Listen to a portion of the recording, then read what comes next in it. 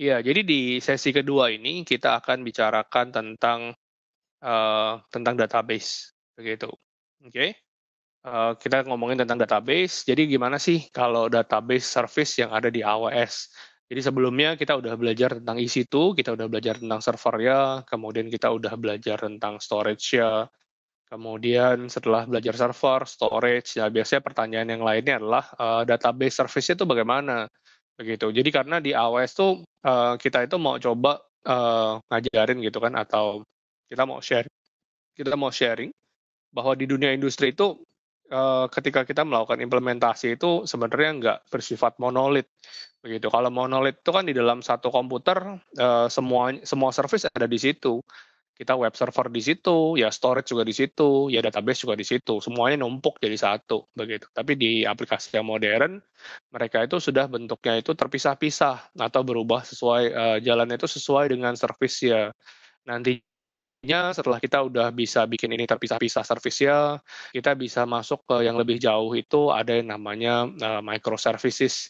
Service-nya dipecah kecil-kecil, kemudian coba dijalanin begitu. Oke, tapi sebelum masuk ke situ ya kita masuk ke yang satu-satu lah, satu pilar satu pilar. Oke, ini database service ya. Jadi setelah kita punya servernya, kita punya storage-nya buat simpan-simpan file gitu ya. Ya ini kita masuk ke database ya. Oke, nah database di AWS itu bagaimana? Jadi kalau kita ngomongin database di AWS, ya kita bisa lakukan ini dengan dua cara pada dasarnya. Yang pertama ya kita lakukan itu sendiri. Jadi Anda punya EC2, Anda punya server, kemudian EC2-nya itu Anda installin database begitu. Ya sama lah seperti yang sering kita lakukan. Jadi ada Linux Debian, kemudian ada database ya. Oke, nah selain kita bisa lakukan seperti itu, ya kita juga bisa lakukan dengan menggunakan AWS Database Service. Oke, nah apa enaknya? Apa sih bedanya nih? Ya sebenarnya kalau saya bilang ya kalau misalnya kita lakukan dengan EC2 yang diinstal database, ya itu sangat memungkinkan begitu. Tetapi dengan kita melakukan instalasi itu banyak hal yang kita harus optimasi, begitu kan. Jadi misalnya hard disk-nya harus begini, kemudian konfigurasi security-nya harus seperti ini, kemudian juga kita harus lakukan provisioning, tetap banyak hal yang kita harus lakukan, begitu. Dan menurut saya ya banyak juga kerepotan yang kita harus lakukan di database yang kita manage sendiri. Begitu contohnya gini, kalau misalnya saya punya database, terus saya mau upgrade nih. Sekarang misalnya hard disk storage saya 100 giga, terus saya mau jadiin 200 giga, itu bagaimana caranya? Ya itu kita harus pikirin gitu kan. Banyak hal yang kita lakukan. Kemudian kalau misalnya saya bilang, oh saya mau update gitu kan. Misalnya sekarang versi 71, terus ada 72 nih. Itu gimana caranya? Ya kita harus update lagi sendiri tuh update-nya. Begitu. Oke, kita harus terus kalau misalnya Anda mau backuping, ya harus backup. Terus kalau Anda mau monitor bagaimana nih, sekarang saya punya database, berapa banyak sih concurrent connection-nya, kemudian mereka ini IOPS-nya bagaimana, sehat atau enggak. Jadi banyak sekali kesulitan-kesulitan yang kita lakukan kalau kita lakukan database-nya itu sendiri.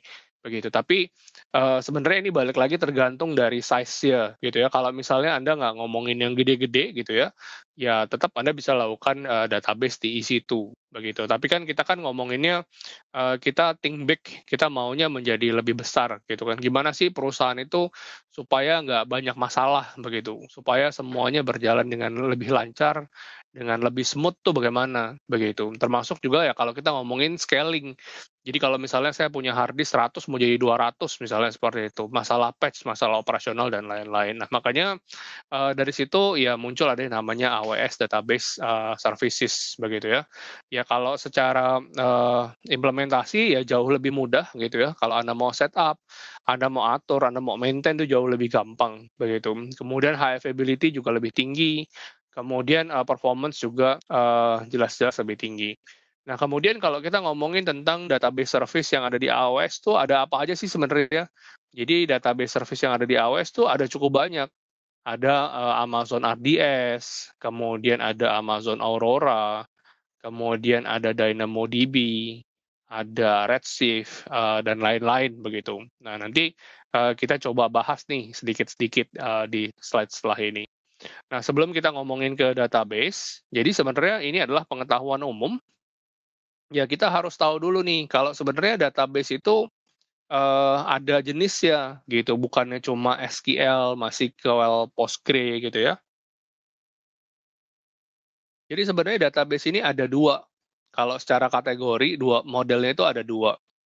Ada yang namanya SQL database, sama ada yang namanya NoSQL database. Nah, kalau SQL database, kalau kita ilustrasikan gambarnya sama seperti yang ada di kiri bawah. Bentuknya ya kotak-kotak seperti itu. Oke, dan dari kotak-kotak ini biasanya kalau kita ngomongin SQL database itu type-nya atau jenisnya itu mereka itu akan saling punya relation gitu. Mereka itu adalah relational database. Jadi kalau misalnya Anda punya master table gitu ya, master table, kemudian ada table user, ada table transaksi, ada table inventory, begitu kan. Jadi dari database atau dari table yang satu ke table yang lain tuh biasanya saling berhubungan, saling terkait, begitu. Oke, nah itu yang biasa kita lakukan atau yang biasa kita ajarin. Ya, database ya begitu modelnya. Pasti harus punya relasi, harus ada primary key, harus ada apalah pokoknya join dan lain-lain dan lain-lain dan lain-lain. Banyaklah seperti itu. Nah, tapi ternyata kalau di dunia itu nggak semuanya itu bisa dibikin oleh SQL type atau relational database model.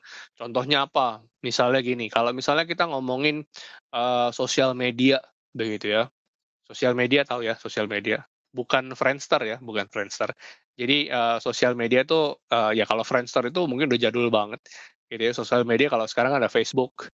Ya kalau Facebook mungkin kita bisa kalau misalnya kita mau punya teman gitu kan. Ya temannya ini kita harus punya koneksinya dulu nih. Berapa teman ya baru kita bisa nyambung tuh, kita bisa temenan sama dia gitu. Dan itu pun mesti request dulu dan lain-lain dan lain-lain. Ya mungkin kalau kita mau bikin Facebook secara SQL ya masih memungkinkan lah. Tapi kalau kita lihat sosial media yang lebih baru gitu ya, contohnya kalau kita ngomongin Twitter atau kalau kita ngomongin misalnya ada lagi Instagram begitu ya. Kalau misalnya Twitter nih, wah kita mau temenan sama artis, kita mau follow artis ya gitu kan. Wah itu kayaknya susah ya. Kalau kita ikutin relationnya, kita mau bener-bener dapat relation punya teman, punya teman, punya teman, wah baru bisa connect ke artis, wah itu kayaknya susah deh. Apalagi kalau misalnya kita mau kenalan sama atau kita mau follow politician gitu. Misalnya mau follow siapa ya? Ya politician lah, misalnya Donald Trump gitu. Misalnya Anda mau ikutin, wah kapan saya bisa dapat connect ke Donald Trump begitu kan? Nah kayak gitu-gitu kan susah banget gitu. Tapi kan dengan adanya Twitter itu jadi memungkinkan dong. Iya nggak sih? Modelnya Twitter itu memungkinkan mereka bikin koneksi yang sangat mesh begitu. Itu kalau Anda buat secara SQL, Anda buat secara relational database, wah itu bisa hancur itu database ya kan, bisa bisa relation itu bisa kemana-mana, bisa nggak kuat database ya. Makanya ada yang namanya NoSQL database. Jadi NoSQL database adalah database yang mereka itu punya ikatannya itu nggak perlu terlalu ketat gitu kan, dan relationalnya itu juga nggak perlu terlalu ketat antara yang satu dengan yang lainnya. Tapi biasanya NoSQL itu dipakai kalau kita butuh speed untuk read dan write, kemudian juga kita punya lebih banyak kecepatan data begitu. Oke, link seadanya aja, tapi yang penting dia perlu speed begitu. Jadi NoSQL itu banyak dipakai untuk sosial media, Instagram atau mungkin Twitter. Kemudian juga game online gitu ya. Nah, kalau teman-teman lihat game online ini sudah berubah dari zaman dulu sampai sekarang. Jadi zaman dulu tuh memang semuanya mungkin mesti duduk di warnet, mesti segala macam itu harus punya relation yang jelas baru kita bisa main. Tapi kalau sekarang kan kita lihat mungkin apa ya? Mungkin ya Among Us misalnya seperti itu atau PUBG atau Mobile Legend gitu kan. Gimana sih cara mereka connect? Ya mereka itu nggak punya koneksi yang jelas gitu. Mereka tuh nggak mesti harus bener-bener temenan gitu kan. Tapi mereka bisa main rame-rame sedunia begitu. Oke, ya karena ya mereka menggunakan database yang seperti itu. Dan kita juga nggak mungkin ketika kita lagi main game, terus update-nya lama nih, scoring-nya lama. Itu kan scoring-nya udah kayak aliran air kan. Setiap kali kita pukul, setiap kali kita ini, kita dapat poin, dapat poin, dapat poin. Nah, gimana cara mereka bisa dapatin seperti itu? Nah, itu pakai namanya NoSQL database. Begitu. Jadi, long story short gitu kan, intinya adalah ya kita punya database tipenya SQL, kemudian ada tipe yang lain adalah namanya NoSQL database. Jadi ada dua jenis database ya. Oke. Nah, kalau misalnya kita butuh SQL database atau relational database, ya di AWS itu punya 6 database yang bisa disupport ya secara AWS begitu. Jadi 6 database itu adalah Amazon Aurora, kemudian ada Postgre, ada MySQL, ada MariaDB, ada Oracle, dan juga SQL Server. Gitu. Jadi ya 6 ini adalah beberapa dari relational database yang cukup populer begitu. Nah, kenapa kita mesti pakai si RDS begitu? Jadi RDS mereka ini lebih gampang untuk diadministrasi, lebih cepat, highly scalable, secure, inexpensive, available dan durable gitu. Jadi kayak tadi saya bilang kalau misalnya sebelumnya kalau di EC2 itu ya Anda harus set EC2-nya dulu, kemudian Anda harus install sesuatu, Anda harus oprek-oprek, Anda harus optimasi baru jadi. Begitu. Tapi kalau dengan kita menggunakan RDS, ya mereka akan tanya, oke Anda butuh database-nya, database apa? Misalnya MySQL. Anda mau buat development atau Anda buat ngetes doang atau sudah mulai production. Kemudian Anda mau tipenya apa? Kemudian hard disk-nya mau berapa giga? Dan seterusnya, dan seterusnya. Kemudian Anda cuma klik create gitu ya. Once Anda klik create, ya sudah, database itu sudah dibuatkan untuk Anda. Begitu. Termasuk di dalamnya nanti ada monitoringnya. Jadi udah ada monitoringnya dan lain-lain itu udah ready to use begitu. Dan kita sebagai customer atau kita sebagai user, ya udah kita tinggal bikin kerangka database aja, kita tinggal dump datanya aja, ya sudah. Database itu benar-benar jalan, benar-benar operasional begitu. Ya nantinya kalau misalnya Anda mau update database ya, atau misalnya Anda mau rubah nih sizing-nya, misalnya kayak tadi saya bilang 100 giga gitu kan, terus saya mau rubah jadi 200 giga, ya udah, Anda tinggal modify aja, saya mau upsize nih dari 100 ke 200. Nanti ditanya, Anda mau upsize-nya sekarang juga gitu kan, atau nanti di maintenance time, misalnya maintenance time tuh Jumat malam gitu kan, jadi ketika trafficnya low, ya udah baru dia upgrade. Karena kan ya pasti ada downtime dong, ya nggak sih? Nah itu bisa pilih. Tapi ya jauh lebih enak begitu. Jadi kalau kita ngomongin perusahaan, kita ngomongin enterprise, ya RDS ini jauh lebih enak dibandingin kita pakai manual begitu. Oke, ya manual mungkin Anda bilang oh lebih enak, lebih murah, lebih ini lebih itu gitu kan. Tapi ya RDS itu kalau untuk production, untuk perusahaan itu jauh-jauh lebih enak, lebih menarik gitu. Kita tinggal kontrol aja, kita tinggal monitoring aja, kondisinya seperti apa, bentuknya seperti apa, dan itu udah ada grafiknya gitu. Jadi kita nggak perlu bongkar-bongkar, kita nggak usah create sendiri. Oke? Nah, kemudian ya ini adalah salah satu database yang di-create sendiri oleh AWS. Ini ada yang namanya Amazon Aurora. Oke, jadi Amazon Aurora ini adalah database yang support sampai dengan enterprise class begitu. Jadi biasanya kalau enterprise class itu yang bisa support untuk kebutuhan perusahaan besar, biasanya mereka butuh clustering dan lain-lain. Dan Amazon Aurora ini dia kompatibel dengan MySQL dan juga kompatibel dengan Postgre. Gitu. Jadi kalau kita udah biasa pakai MySQL atau pakai Postgre, ya kita juga bisa pakai si Amazon Aurora ini. Gitu. Oke, kemudian kalau secara speed gitu ya, mereka 5 kali lebih cepat dibandingin MySQL dan 3 kali lebih cepat daripada Postgre. Oke, kemudian mereka di continuous backup ke Amazon S3 dan sekarang dia sudah support sampai dengan 15 low latency read replica begitu. Jadi ini adalah satu produk ya AWS yang produknya Amazon yang memang digunakan untuk menjawab kebutuhan enterprise class begitu. Jadi kalau zaman dulu ketika sebuah perusahaan besar itu mau punya database, ya pilihannya itu cuma sedikit begitu. Dan pilihannya itu biasanya mereka harus renewal, kemudian mereka mesti bayar licensing yang sangat mahal begitu kan. Jadi Amazon Aurora ini salah satu project namanya project database freedom begitu. Jadi kalau misalnya tadi customer itu terkunci gitu kan nggak punya opsi lain, ya Amazon Aurora ini menjawab untuk kebutuhan enterprise begitu. Jadi bisa pakai ini lebih baik. Nah di versi barunya kalau nggak salah sekitar setahun yang lalu ya, setahun lalu atau yang 2 tahun lalu, Amazon Aurora ini ada yang namanya tipe baru itu namanya adalah serverless begitu. Jadi kalau kita ngomongin tentang serverless, ya mungkin nanti kita juga ada pembahasan serverless. Kalau kalau kita ngomongin serverless, ya serverless itu tidak ada servernya. Kita nggak ngurusin servernya. Kalau EC2 itu kan memang ada servernya dong. Servernya harus nyala 7 kali 24 jam. Tapi kalau serverless itu kita nggak perlu tahu fisiknya itu ada di mana. Tapi ya dia kalau kita mau pakai dia selalu ada begitu. Dan ketika kita butuh load-nya kecil atau kita butuh load-nya besar, kalau kita ngomongin EC2, ya kita harus melakukan auto scaling. Kita harus tambahin load balancing dan lain-lain. Kita harus urus servernya. Tapi kalau udah di serverless, itu sudah nggak ada lagi kayak gitu-gitu. Ya, jadi Anda mau traffic-nya 100, Anda mau traffic-nya 1000, Anda mau traffic-nya 1 juta, ya itu nggak ada masalah. Pokoknya Anda cuma mau taunya dia nyala, dia taunya beres. Gitu, itu teknologi serverless. Jadi Amazon Aurora yang baru, itu ada yang namanya Amazon Aurora serverless. Oke, apalagi sih yang serverless yang ada di AWS? Ya, serverless yang ada di AWS itu salah satunya juga S3. Jadi sebelumnya kita ngomongin S3 ya. Kita cuma tahu S3 itu bucket, S3 itu folder, begitu kan. Tapi kita nggak pernah tahu tuh, itu ada berapa servernya di S3. Ya, itu juga Anda nggak perlu pikirin juga kan. Pokoknya Anda taruh di situ filenya, kemudian ya udah Anda share aja. Jadi tadi ada juga teman Anda yang nanya kan, kalau misalnya saya taruh file di S3 gitu kan, itu semua orang bisa ambil atau cuma yang terdaftar di Amazon aja? Ya jawabannya ya semua orang bisa ambil, begitu. Jadi sama kayak Anda punya web server atau Anda punya apa gitu kan, ya Anda tinggal taruh aja di situ, nggak perlu daftar apa-apa. Ya kalau memang yang open for public ya semua orang bisa ambil di situ. Oke.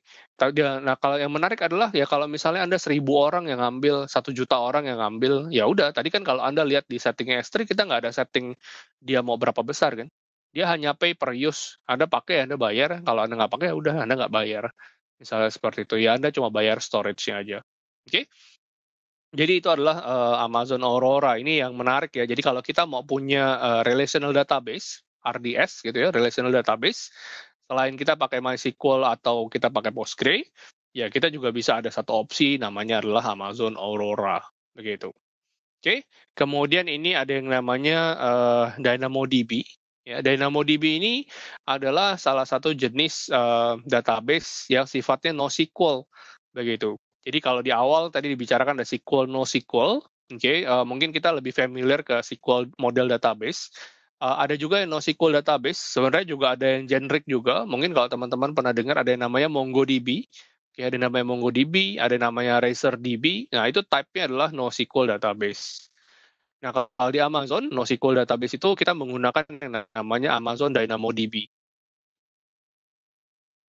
Oke, Amazon DynamoDB ini fast dan fleksibel NoSQL database service, fully managed by AWS, low latency, fine grain, dan juga dia ini tipenya juga sama, dia serverless begitu. Jadi Anda nggak usah apa-apain, Anda tinggal create aja dia langsung bikin.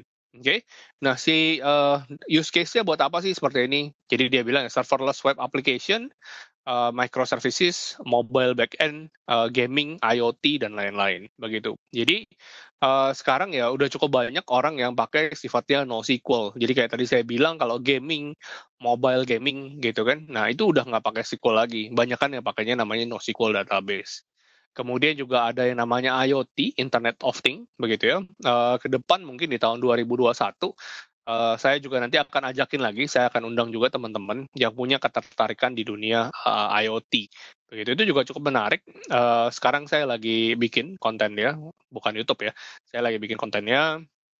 Ya, nanti saya akan undang teman-teman semua kalau tertarik bisa ikutan IoT di AWS. Begitu. Oke? Bukan Alexa juga lain. Alexa sendiri, IoT sendiri. Kalau kita sekarang kita belajar namanya cloud computing. Oke, cloud computing itu adalah dasarnya. Sebelum Anda ngomongin Alexa, sebelum Anda ngomongin AML, sebelum Anda ngomongin IoT, ya Anda perlu tahu dulu nih cloud computing itu kayak gimana. Ya ini yang kita ngomongin sekarang. Oke? Nah, kemudian selain tadi ada RDS, Relational Database Service, kemudian kita ada DynamoDB, nah kemudian ada lagi yang namanya Amazon Redshift. Begitu. Nah, kalau Amazon Redshift ini adalah solusi untuk data warehouse. Oke, data warehouse kalau di Indonesia-nya itu istilahnya adalah gudang data. Nah, gudang data ini biasanya adalah database yang size-nya itu jauh lebih besar dibandingin database yang biasa. Jadi biasanya kalau kita punya toko-toko retail gitu ya, ini saya cuma ilustrasi aja. Kalau kita punya toko retail, ya di masing-masing toko retail itu punya database ya. Misalnya kalau kita ngomongin tentang minimarket lah, Alfa atau Indomaret gitu kan, ya di masing-masing itu ada point of sales-nya, kemudian juga ada database ya. Cuma kan kalau misalnya kita per region gitu ya, atau per wilayah, ya nggak mungkin database itu yang kita liatin kan.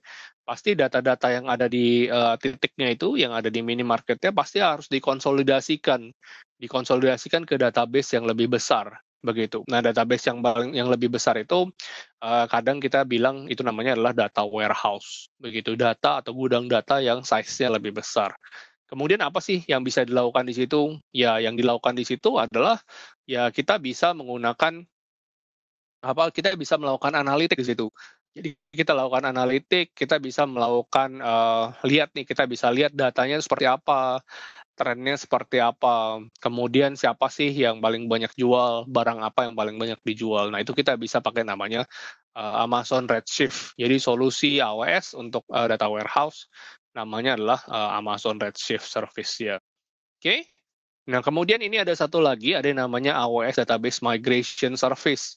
Jadi kalau misalnya kita bilang, "Oke, kita udah punya database ya, ada ini, ada itu, wah kayaknya banyak banget," gitu ya.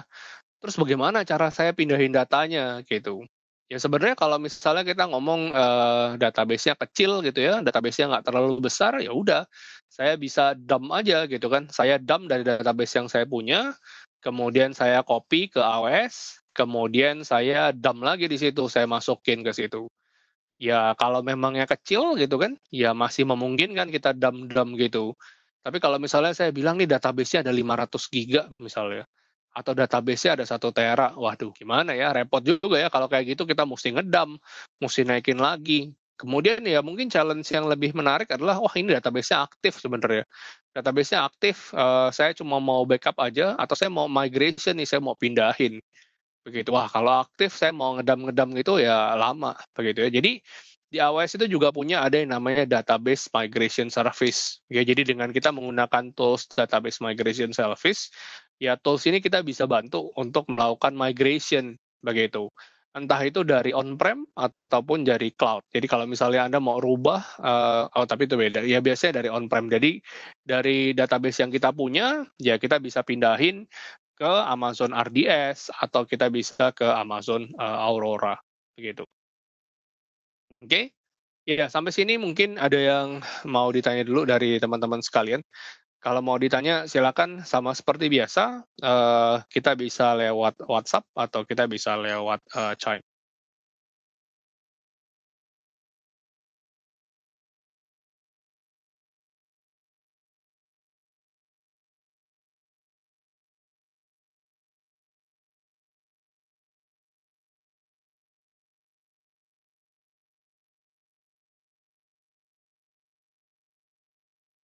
Ada yang mau ditanya database atau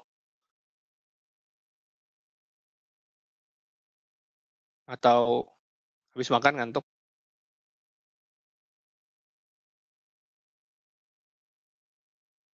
Baik-baik aja semuanya atau kekenyangan?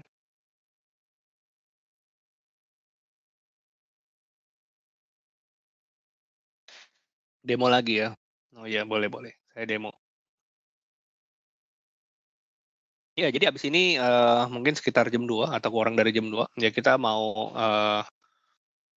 coba gitu ya, jadi nggak demo, kalau demo kan nggak seru ya. Demo kan saya yang ngomong, Anda yang nonton. Nah, itu Anda mau disuruh diajakin untuk nyemplung. Oke oke. Ya, nah ya, ini saya buka nih. Jadi, gimana sih kalau saya mau bikin ini? Sebentar sebentar. Ah, serius kan nih? Sebentar sebentar.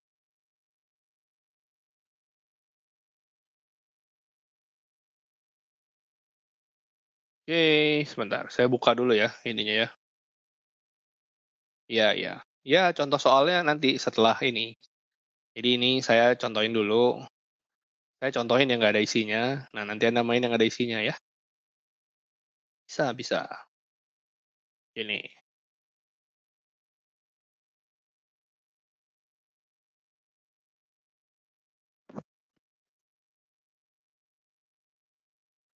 Oke, ini saya contohin aja, kalau misalnya Anda mau bikin RDS, Anda bisa klik di RDS ini. Ini saya cuma contohin, kalau, RDS itu harusnya lebih sederhana gitu waktu buat ya. Cuma RDS ini problemnya, biasanya relatif lebih mahal, atau secara cost tuh lebih mahal, ya dibandingkan Anda bikin sendiri. Saya create database ya, gitu ya. Ini enak banget, lebih gampang sebenarnya. Jadi Anda pakai RDS, kemudian Anda bisa tanya nih, Anda RDS Anda mau standar atau Anda mau isi create. Misalnya saya bilang, oke lah saya mau yang gampang aja deh, nggak mau susah gitu ya. Oke, Anda isi create, kemudian di sini karena mungkin teman-teman sukanya pakai MySQL, saya coba pilih MySQL aja. Oke, kemudian dari MySQL ini nanti kita pilih nih, Anda mau instance-nya yang seperti apa? Apakah Anda mau production, atau Anda mau development atau test, atau Anda mau pakai free tier, begitu. Nah, nanti kalau Anda mau coba ini, kita cobanya yang free tier aja ya. Jadi kita coba yang free tier, ini yang paling murah nih, gitu. Yang kecil, yang paling murah. Oke, karena kan kita cuma mau coba. Kemudian ini ada nama database-nya, Anda mau bikin database apa? Misalnya saya bilang TOT Solo, Purin. Misalnya kayak gitu ya. Jadi misalnya saya bilang nih database TOT Solo, Furin. Kemudian di sini ada username-nya, Anda mau buat username-nya apa? Misalnya username-nya admin, password-nya misalnya itu. Oke, saya tulis password-nya nih untuk database ya. Nanti kalau udah selesai, kalau kita default aja ya sudah. Kemudian kita create database ya. Nah nanti kalau misalnya kita sudah bikin database ya, oke, kalau kita udah bikin database-nya, ya sama seperti kalau kita bikin EC2, ya dia lagi creating dulu. Dia akan nyalahin dulu di sini. Dia create dulu sekitar beberapa menit gitu ya. Mungkin sekitar 5 menit gitu. Nanti kalau misalnya udah selesai, ya kita udah bisa langsung pakai begitu. Jadi tadi kita ada nama database-nya, kita ada username sama ada password-nya. Nanti waktu dia create ini yang kita perlu itu adalah namanya endpoint-nya begitu. Jadi ini saya udah klik. Oke, saya sudah klik. Nah, di sini nanti ada endpoint-nya gitu. Endpoint-nya itu kayak alamat ya. Ini endpoint-nya ada di mana sih gitu ya. Nanti di sini ada endpoint-nya. Nah, ya nanti kita tinggal masukin aja endpoint-nya tuh mau di mana gitu. Kalau biasa kan kalau kita nih normalnya waktu kalau kita belajar ya secara tradisional, kita itu kan belajarnya kan pakai IP ya, misalnya 10.0.1 begitu. Nah, tapi di AWS ini biasanya kita pakai namanya endpoint. Misalnya abc.amazon.com dan lain-lain. Oke, jadi kita bisa lihat di sini. Oke, ini sementara database itu lagi di-create. Nah, di sini kita ada query editor juga. Hmm. Ya, dia cuma bisa di Aurora doang, jadi nggak bisa ya ini database-nya. Oke. Kemudian di sini ada yang namanya Performance Insight. Ini ada yang namanya Performance Insight. Ini juga menarik si Performance Insight ini. Jadi Performance Insight ini kita bisa lihat query yang kita buat itu bagus atau enggak, begitu. Ini saya coba contohin ya. Mungkin ada, bentar saya close dulu nih. Oke, saya coba siapin dulu sebentar. Di mana ya?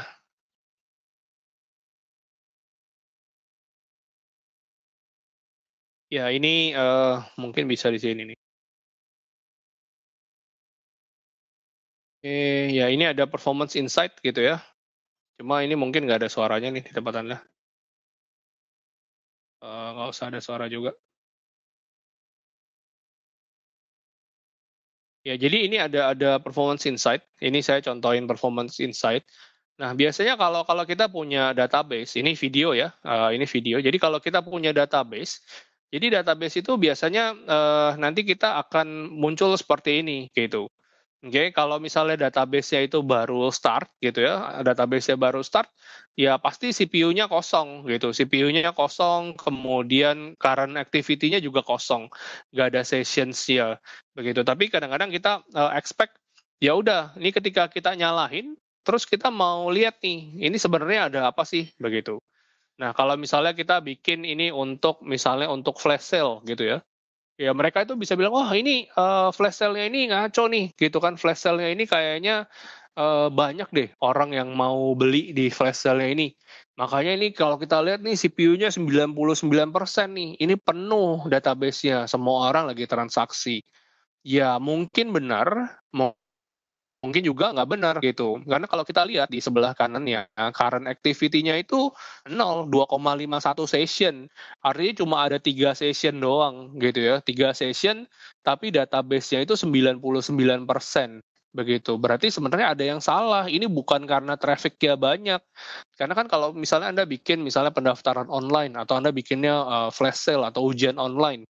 Begitu sistem Anda mati, ya pasti Anda bilang, wah ini trafficnya gede nih, mati gitu kan. Ya sebenarnya kalau traffic mati itu banyak-banyak hal ya. Jadi bisa servernya mati, bisa database-nya mati, kemudian bisa juga internet bandwidth Anda nggak cukup.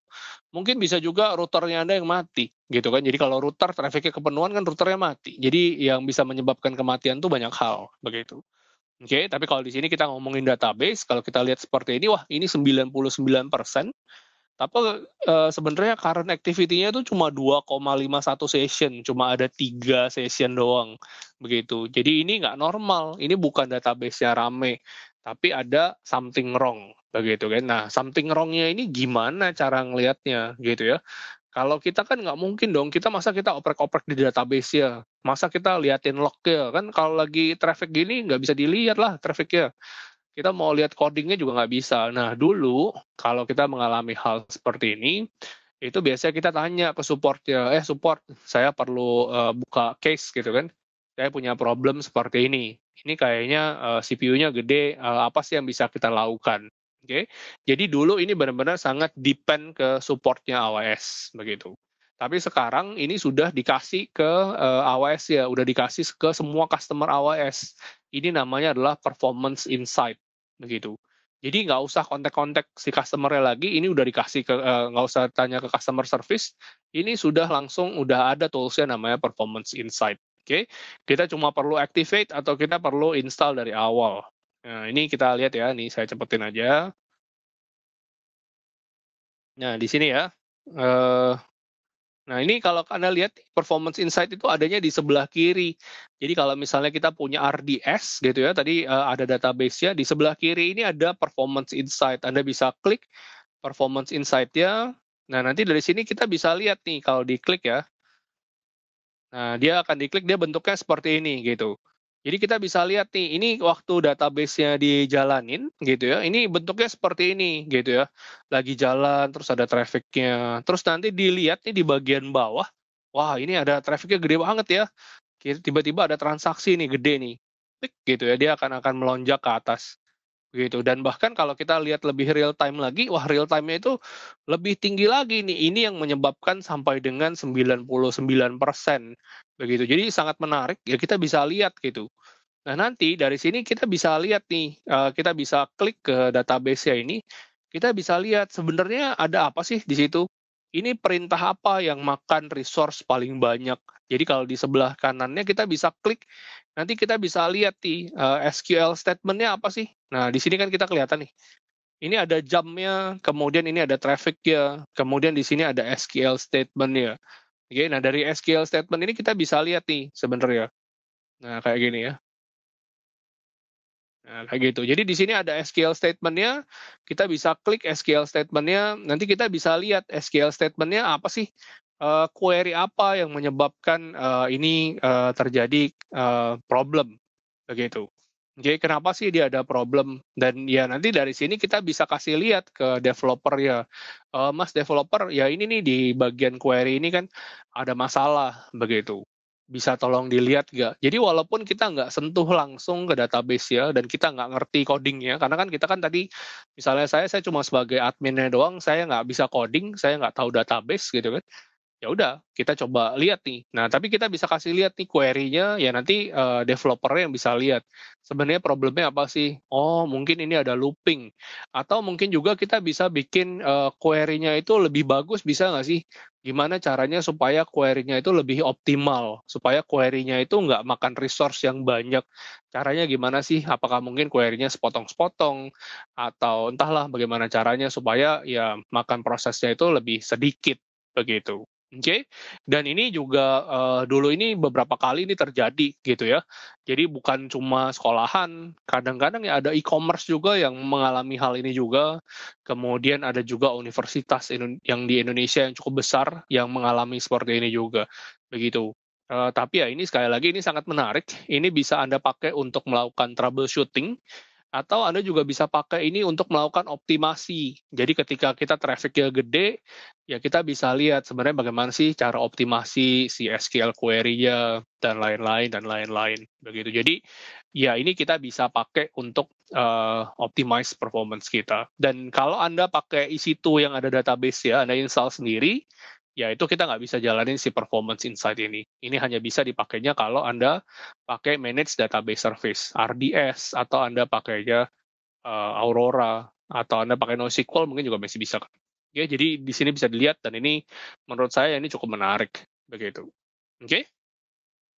Ya, jadi sekali lagi kalau Anda experience ini di lokal komputer, gitu ya, kalau Anda punya server, atau Anda jalanin pakai laptop, begitu kan, ini kalau terjadi kayak gini nggak begitu berasa biasanya. Yang berasa di tempat Anda itu, wah, laptop Anda nge-freeze gitu kan, servernya nge-freeze gitu kan. Anda cuma taunya nge-freeze-nya doang gitu.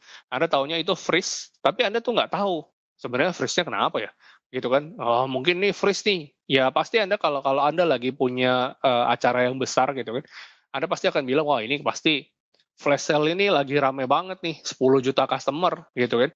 Ya, tapi sebenarnya nggak gitu. Sebenarnya mungkin di database Anda ada looping gitu kan. Sehingga database Anda looping, dia muter-muter gitu kan. Jadi 3 koneksi aja ya dia udah looping gitu. Jadi bukan karena ada 10.000 orang yang lagi connect. Nggak ada orang yang connect gitu. Cuma looping di dalam aja. Dan kalau kita, kayak tadi saya bilang di on-prem, ya Anda cuma ngerasa itu nge-hang doang gitu. Oke? Okay? Nah, tapi kalau di AWS atau di cloud, ya otomatis kita diajarin lebih smart begitu kan. Jadi itu bukan cuma nge-hang, tapi kita bisa punya visibility namanya. Apa sih yang lagi terjadi? Ini web servernya, prosesor dan memorinya berapa, database-nya gimana, networknya oke atau enggak. Itu semuanya kelihatan begitu. Dan nanti kita bisa perbaikin itu sesuai dengan yang salah. Jadi kalau misalnya servernya salah, ya kita benerin servernya. Kalau database-nya nggak kuat, ya kita benerin database-nya, dan seterusnya, dan seterusnya. Jadi dengan seperti itu, kenapa orang lebih suka ke cloud begitu ya? Karena ya nggak ngasal gitu kan, nggak ngasal. Kemudian ya kita ketika kita spend uang itu harusnya lebih tepat, lebih sesuai dengan fungsinya. Oke, ya itu tadi performance insight ya. Tapi saya nggak tahu sih performance insight itu bisa dipakai di starter account atau enggak, begitu. Oke, saya coba lihat ini di database ya. Oke, mungkin tadi saya udah ngomong-ngomong udah lama, database-nya mungkin udah nyala. Oh iya, database-nya udah nyala, dan dia dengan baiknya dia sudah backupin gitu ya. Dia udah backupin si servernya. Ya, jadi karena dia prosedurnya ketika dia nyala, dia harus backup, kemudian dia harus set security dan lain-lain. Ya, kita bisa lihat di database TOT Solo Furin.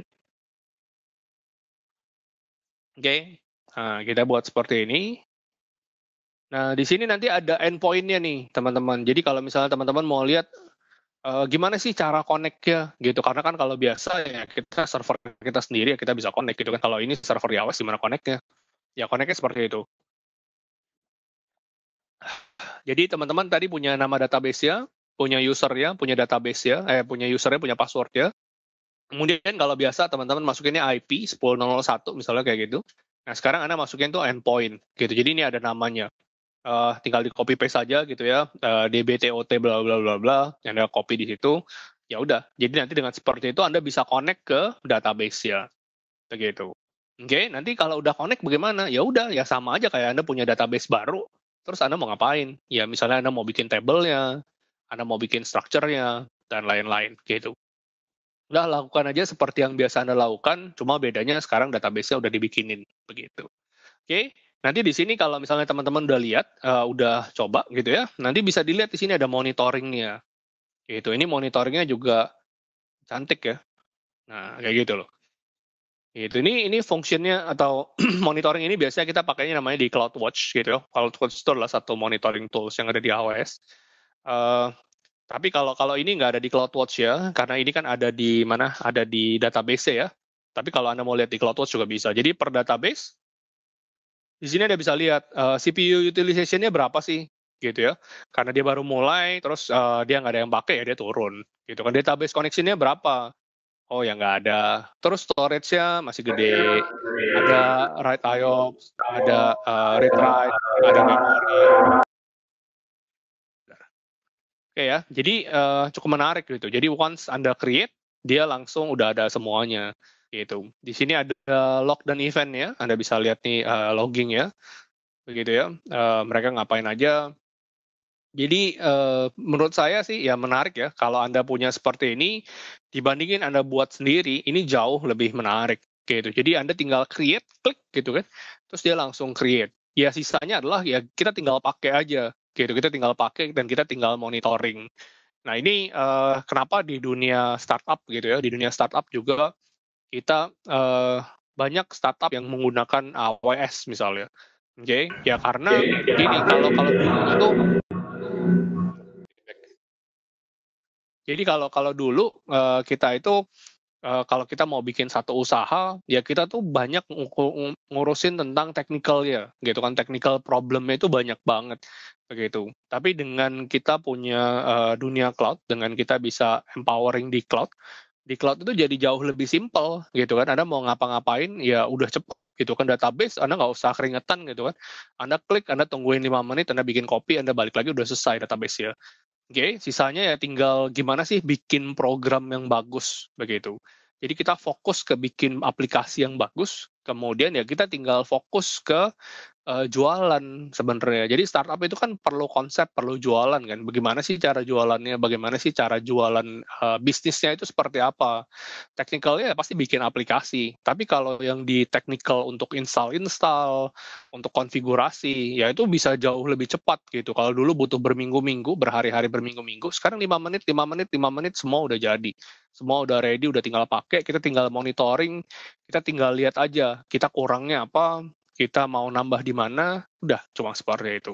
Oke, ya karena sekarang orang bilang bukan berapa banyak uang yang mereka punya gitu kan. Jadi kalau dulu itu orang perlu banyak uang gitu, perlu banyak investasi. Semakin gede investasinya, ya dia itu bisa jadi juara, bisa jadi hebat begitu. Tapi kalau sekarang bukan masalah uang. Sekarang itu lebih ke masalah speed begitu kan. Berapa cepat Anda bisa masuk ke market, berapa cepat Anda bisa jualan, berapa bagus, ya itu yang bisa menang begitu. Oke, jadi itu sesuatu hal yang menarik dan itu fenomena yang sekarang ini lagi terjadi begitu. Oke, ada yang mau nanya dulu tentang database? Balik bisa tanya di WhatsApp atau bisa nanya di Chime, boleh. Dua-duanya dibuka lainnya kalau Anda mau. Silakan Anda tanya. Saya mau coba ambil, nggak ngambil, nggak ada. Oke, kalau mau nanya silakan. Saya siapin pen saya sebentar.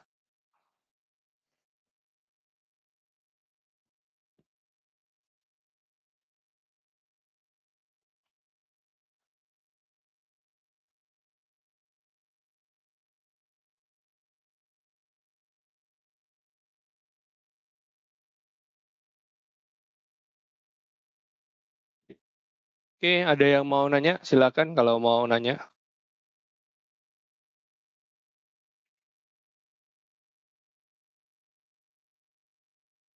Oke, bentar ya. Saya pasang USB. Saya lihat tinta dulu. USB-nya banyak.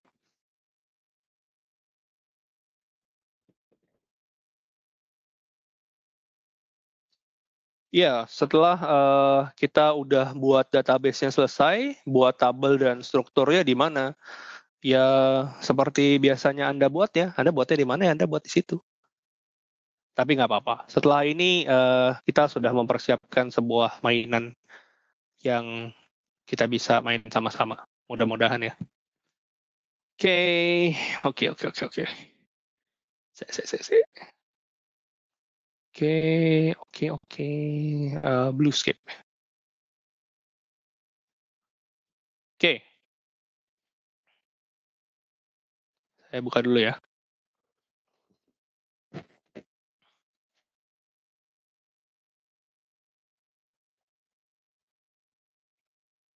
Salah. Saya nggak diakui nih. Eh, oh, iya. Bentar ya, saya mesti VPN-an dulu.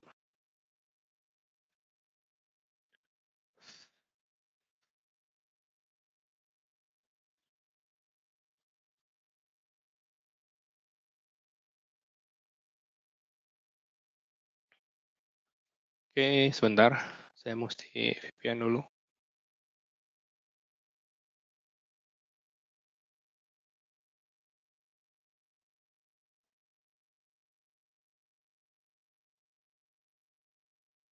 Oh, bisa ya? Nggak usah lah. Oke, jadi ini udah bisa. Jadi di sini ada workspace-nya saya. Nah, di sini saya mau kasih lihat nih. Jadi ini tugas yang berikut ya. Apa itu tadi ya pertanyaannya? Untuk berlangganan ada paket prabayar dan pasca bayar. Oh, ini kayak handphone ya. Jadi ya sebenarnya kalau untuk penggunaannya, jadi sama seperti kemarin. Jadi penggunaannya itu adalah namanya pay per use. Begitu. Pay per use itu jadi Anda hanya bayar sesuai dengan penggunaannya. Jadi semakin banyak Anda pakai, ya bayarnya makin banyak. Begitu. Jadi kalau Anda nggak pakai, ya Anda nggak usah bayar. Kalau normalnya mungkin kita bayarnya itu apa ya, pasca bayar berarti. Jadi Anda pakai terus Anda bayar. Ya kalau memangnya Anda, ya saya tahu juga kalau misalnya di sekolahan itu kan biasanya kita bayarnya itu udah dijatah ya. Misalnya sebulan 10 juta misalnya, atau sebulan 1 juta. Terus saya punya dananya pokoknya 12 juta nih setahun. Ya udah, ya saya maunya bayar di depan 12 juta tapi untuk setahun. Ya di AWS sebenarnya bisa, tapi mesti pakai partner gitu. Jadi Anda nggak direct ke AWS, Anda bayarnya ke partner, kemudian ya nanti payment-nya ini ya di billingnya ke partner gitu. Jadi kalau misalnya Anda tetap bayar 12 juta, kalau sebulan Anda pakainya 900.000, 900.000, 900.000 gitu kan, ya berarti kan Anda masih punya sisa 1,2. Ya di tahun depan ya Anda bisa ditambahin lagi. Tapi kalau misalnya Anda bayarnya 1 juta sebulan, terus Anda bayarnya misalnya Anda makanya 1,1, 1,1, 1,1, 1,1 kan berarti lebih juga tuh. Lebihnya 1,2 juta dong setahun kan. Ya nanti tahun depannya mungkin dihitung lagi gimana caranya begitu. Tapi ya itu harus dikomunikasikan dengan partner ya begitu. Ya nanti kalau memangnya ada kebutuhan bisa tanya ke saya aja, bisa japri aja. Nanti saya bisa coba link begitu. Oke, tepat jam 2. Jadi sekarang kita mau mulai ya, kita mau mulai. Ini saya ajarin dulu case-nya ya. Ini saya ajarin dulu case-nya. Nanti ini yang kita mau coba begitu. Jadi nanti mungkin teman-teman bisa coba sama Pak Kusnadi di situ. Karena ini butuh offline, karena ini butuh offline, butuh butuh bantuan gitu ya. Tapi saya jelasin dulu case ya. Oke, jadi saya mau punyanya seperti ini nih. Objektif saya mau punya seperti ini. Jadi di sini gitu ya, di sini saya punya satu EC2 gitu ya, saya punya satu EC2.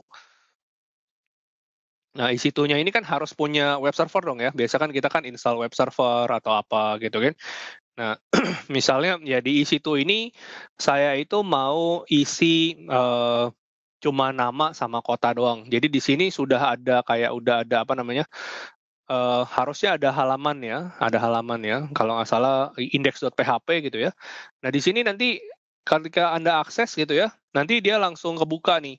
Dia cuma nanya nama sama dia akan nanya nama kota, misalnya seperti itu. Jadi Anda input dong, Anda input gitu kan, input.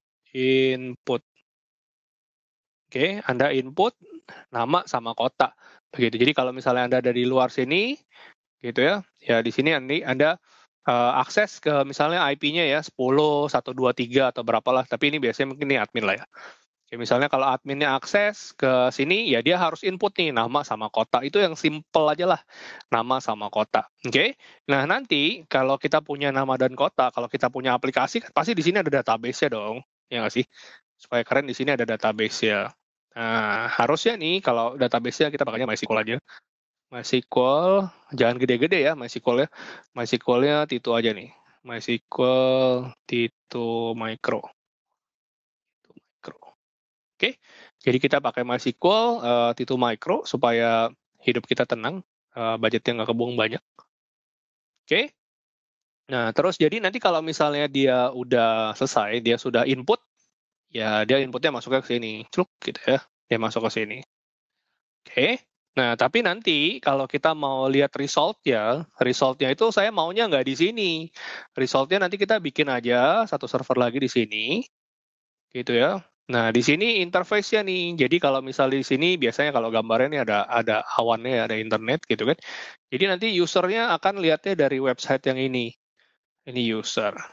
Oke, usernya akan lihat di sini. Jadi kalau usernya akses nih web server yang ada di sini ini kan sama ya, berarti ini EC2 juga ya.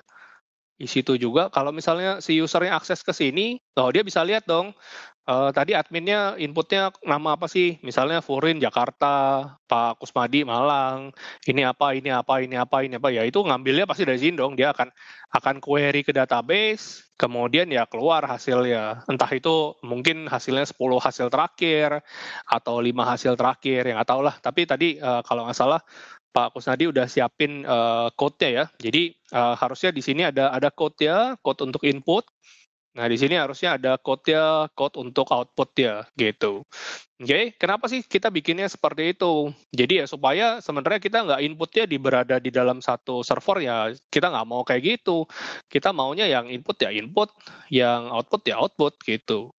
Oke, oke. Nah terus di sini nanti jadi rencananya kalau ini kan fase 1 nih ya. Ini fase 1 kita bikinnya seperti itu. Oke, ini baru satu server input, satu server output. Nah, problemnya itu kan kalau kita tadi dari kemarin-kemarin saya ngomonginnya flash sale gitu ya. Problemnya kalau dari flash sale itu biasanya itu adalah yang dari bagian user itu nggak cukup begitu. Kalau saya cuma nanganin 100 orang doang dari sisi ini ya, 100 orang ya mungkin gampang lah 100 orang, ya nggak sih? 100 request doang harusnya gampang gitu. Tapi gimana kalau misalnya saya bilang ini jadi 1000? Wah, 1000 mungkin udah nggak gampang lagi ya. Kalau misalnya saya bilang nih jadi 10.000, wah ini juga udah nggak gampang lagi, begitu. Oke, nah makanya nanti kita bikin di sini di bagian ini bagian output gitu kan. Nah ini saya maunya di output ini nanti kita bisa do something gitu. Oke, kita bisa tambahin nih di output ya. Jadi misalnya di sini saya mau punya mau dong saya mau bikin load balancing misalnya. Load balancing kan harusnya saya punya server ya. Mungkin saya punya 2 server atau saya punya 3 server begitu kan. Jadi nanti ketika orang masuk di sini ada load balancer ya. Terus mereka bisa bagi nih, oh ini sebagian ke server 1, sebagian ke server 2, sebagian ke server 3. Jadi dengan seperti ini anda mau punya 10, Anda mau punya 1000, Anda mau punya 10.000, Anda mau punya 1 juta, itu nantinya harusnya nggak ada masalah begitu karena kita bisa tambahin di sininya kan. Ini bisa scaling namanya. Kita bisa bantuin orang ini bisa masuk mau berapapun begitu. Nah, tapi kan kalau ini kita ngomonginnya scaling yang masih manual begitu kan. Kalau misalnya saya bilang, "Oh, saya maunya otomatis dong." Nanti kalau misalnya traffic-nya naik, ya kita naikin.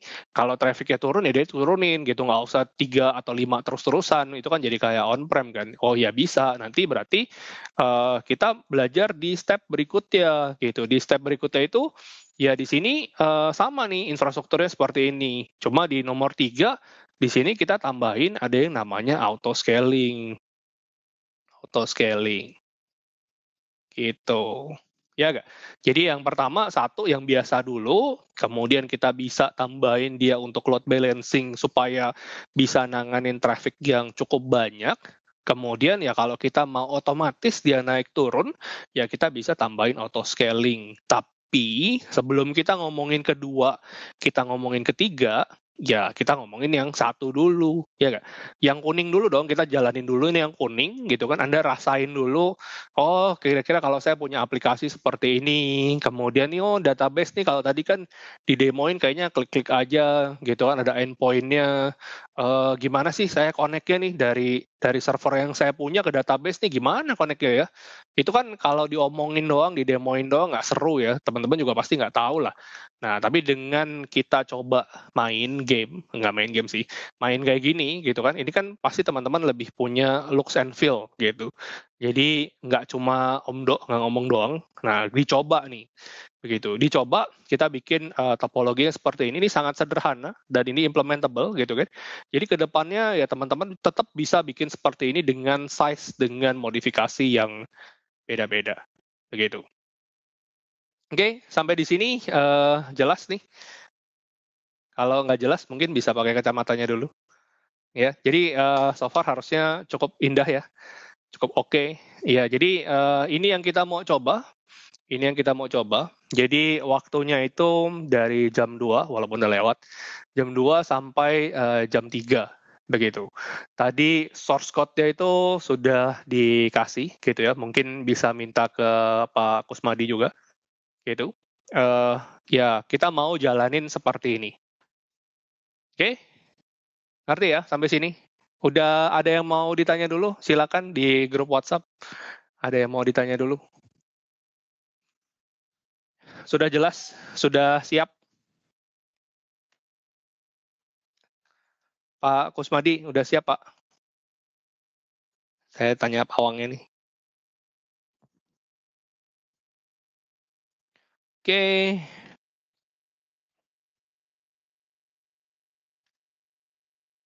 Oke, kalau sudah siap, gimana Pak?